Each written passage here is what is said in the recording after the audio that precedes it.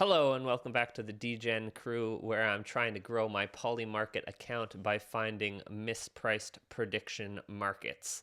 So the US and Israel did strike Iran, so my focus for the next few episodes will be around oil prices.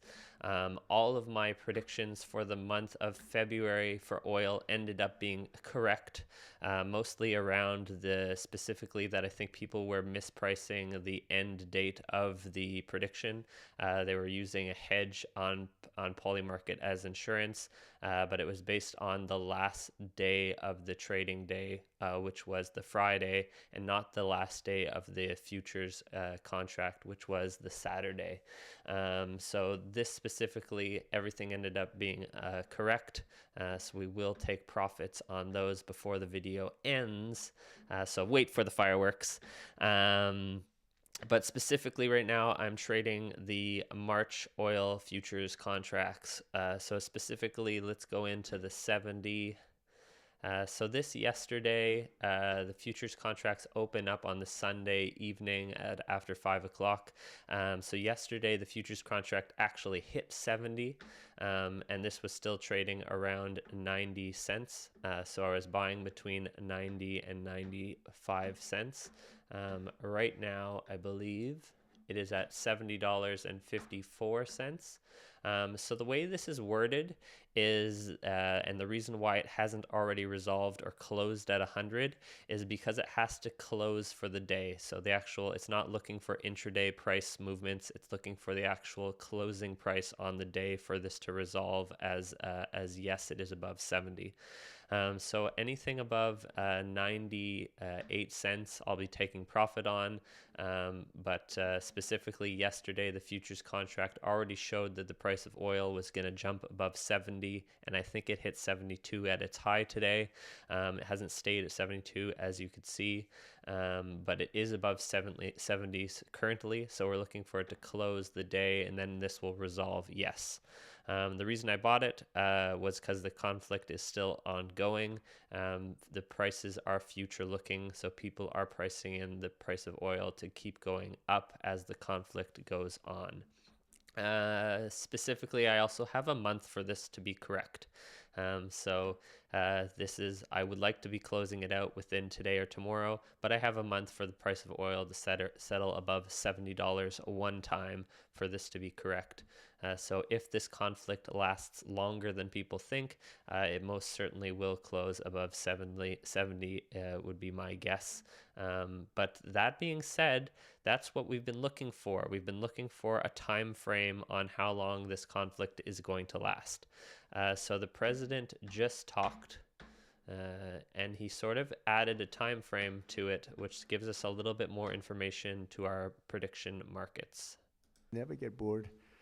If I got bored, I wouldn't be standing here right now, I guarantee you that, to go through what I had to go through.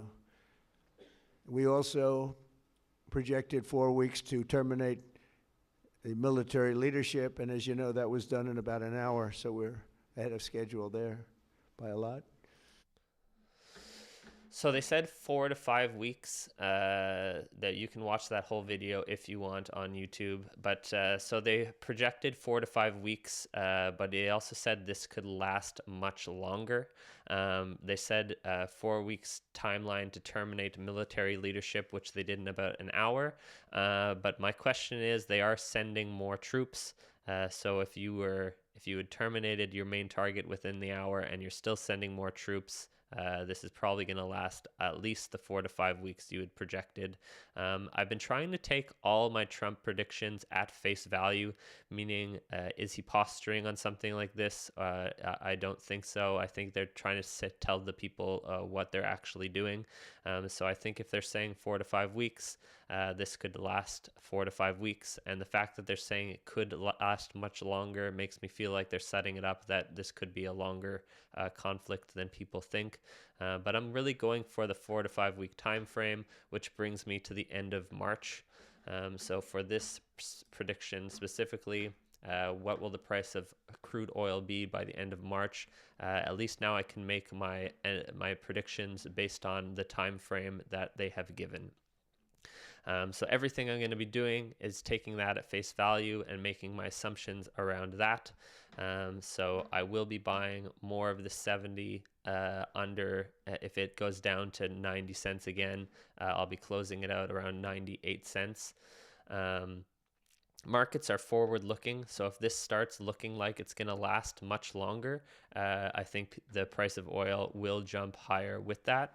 But there is a fine balance that the president has to be balancing right now or contemplating, because most of the inflation that we've incurred has been one, money printing, but two, the price of oil. A lot of consumer inflation gets passed on because of the price of oil, causing transportation and goods to be more expensive. So that could cause more inflation. And right now we're still super, I don't know what to call this, but we're super, we're very cautious on the inflation outlook. People are worried that inflation will keep going higher, and if inflation goes higher, that means they won't cut rates, giving us cheaper free money. So they don't want higher inflation because that would not look good for the midterms. So they definitely have to be balancing what to do about this conflict, how long it will last, and how it will affect the price of oil. That being said, they'll also probably try to keep supply high so that doesn't affect the oil, even if there is shutdowns. They probably have their strategic reserves ready to go.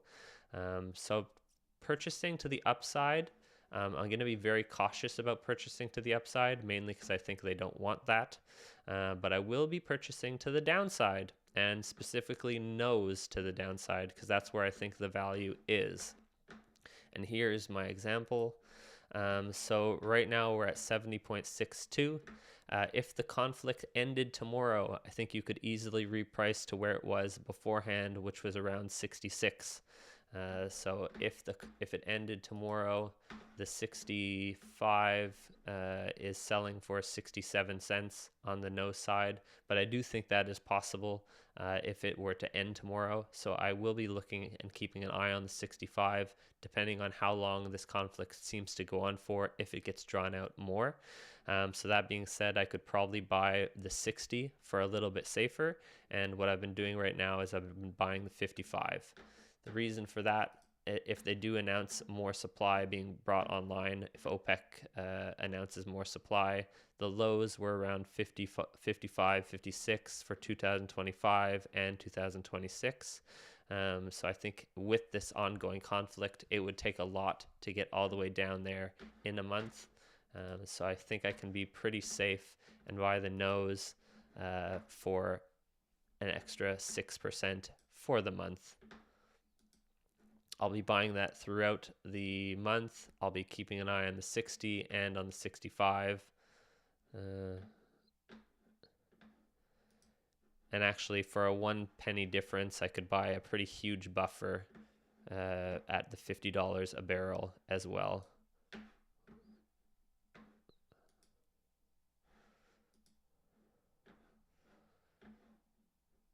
So for a 1 cent different, I didn't see this before. For the 1 cent different, I should probably just be buying the 50 and not the 55.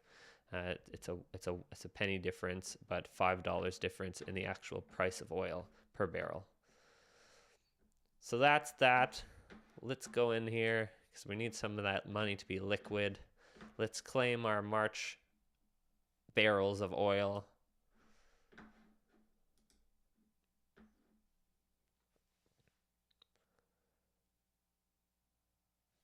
There we go.